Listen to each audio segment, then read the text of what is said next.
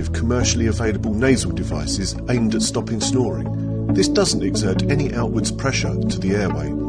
The packaging states it works using the ancient Chinese medicine of magnetic therapy. When inserted, the fit was secure, but it did cause an occasional uncomfortable tickling sensation inside the nose. When nudged during sleep, some short-lived discomfort to the septum was experienced.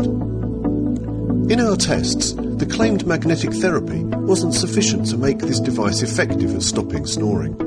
If anything, it felt like it restricted airflow slightly, and unfortunately, mouth breathing became preferable.